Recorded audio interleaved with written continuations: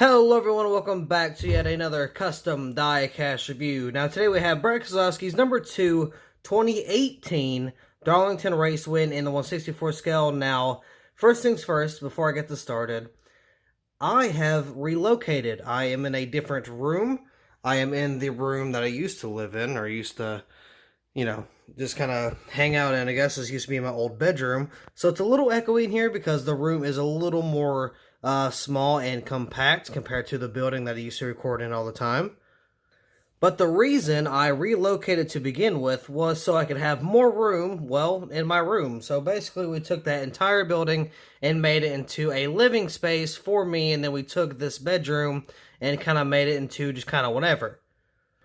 So it's like a part like a man cave type thing. Dad will come in here, play his games and stuff. I'll come in here and I'll record some stuff like I am now. So it may be a little echoey, and we kind of have to get used to that because I am in a corner. I got a wall beside me and a wall in front of me. That does not make for good audio quality. So I do apologize for that, but this is literally the only option that I have.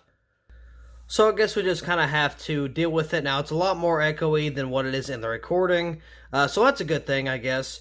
And you may be wondering, we're going to just go ahead and kick this video off. I figured I'd get that out of the way. But you may be wondering, this is a Gold Series diecast, so, where's the box? I do have the box somewhere, and I think I know where it is, but this is going to a customer, meaning this is already bought, so it will not be for sale on Bag Diecast, the eBay page. But we might have another one later on down the road. Honestly, I kind of doubt it, just because this was like an oddball request. The reason it was being made in the first place was because, I've been doing the stop motion for a few years now.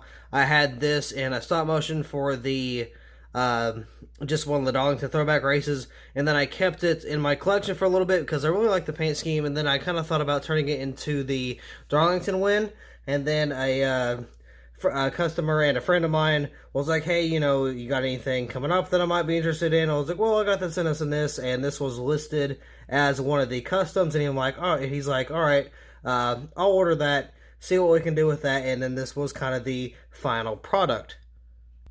But he will get the box and everything. I just got to go find it, and I'm pretty sure I know where it is. So yeah, we got a whole bunch of confetti on this. Now, I will be honest, the confetti on this sucked butt, because it was bad. We had to use, green, yellow, red, white, purple. I think there was another one. I don't know, that might have been it, but there was so many different colors, and I had to cut so many different pieces of paper in order to do the confetti. But we did end up getting it figured out. So let's go ahead and take a look at the hood right here. You got Miller Genuine Draft Pennzoil right there. Got the Ford there as well. Got a whole bunch of confetti on the front end here. Looks like got some coming off, but we'll fix that. Just got a whole bunch of confetti pieces.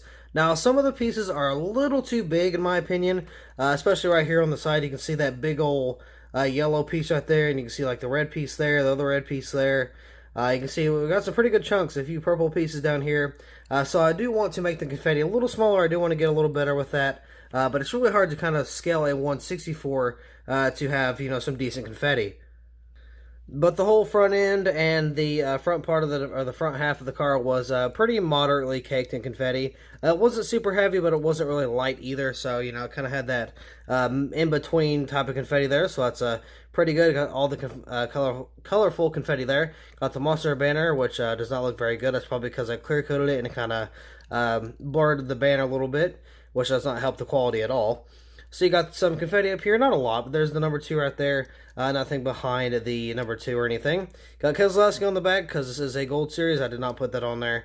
Of course, you got some more confetti. Down to the Worth. It is a little dusty. We'll have to dust it off.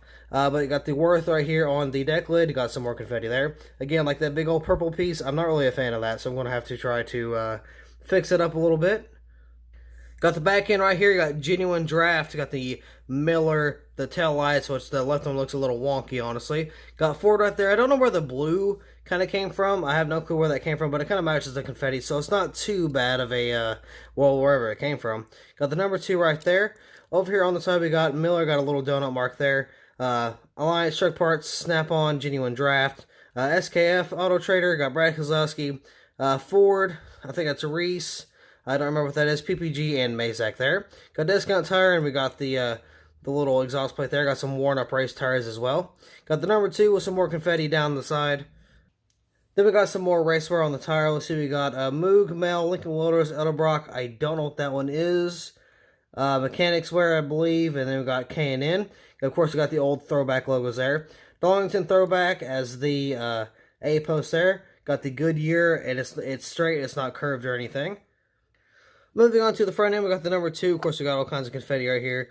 I got the headlights, and it looks like the design kind of went up a little bit and then went back down. I'm pretty sure it's not supposed to be that way, but I remember reviewing this, a few years ago, and I think I kind of pointed out that Lionel did that. That's just kind of Lionel quality. So even back then, Lionel wasn't the best, but they're definitely a whole lot better back then than it was now, that's for sure. Got some rubber build-up and stuff there. Got some more confetti there as well. Got the more race use tires over on this side. I got some more confetti. Got the window net down right there. Brad Keselowski, there it is. Keselowski on the name rail. Of course, you got the interior detail there. Got the dashboard. Got the roll cage, and of course, you got the steering wheel and the gear shifter that is detailed. Got some more confetti down the side. Got some fuel leakage right there. Genuine draft. Got some rubber build up on it as well. And then we got the underneath part, which of course has some detail underneath that as well. So we got the axles painted, you got the gas tank painted right there. Of course, you got the exhaust, the transmission, the drive shaft, and all that stuff right there. So this is honestly a pretty cool diecast to make. I've wanted to make it for a while, and then I kind of finally getting around to letting this diecast go out of my collection, and then I just made it into the Race 1 Custom. And honestly, I don't think it looks too bad. Again, some of the confetti can be shrunk down a little bit in size, but it's really hard to do when you're just kind of cutting away, trying to make little pieces of paper work as confetti. So it's a little difficult, but I'm going to try to shorten that down as much as I can. But it's really hard to get just wee little pieces of paper, evenly. So I am going to have to kind of work on that a little bit. So with that being said, what do you guys think of the new lighting? I don't have a light over top anymore. It's just the side lamps right now. And how do you think of the audio? Now, I know the audio is going to be a little echoey here and there. But, I mean, overall, I think it's okay. I did a playback on it for a test video a few minutes ago.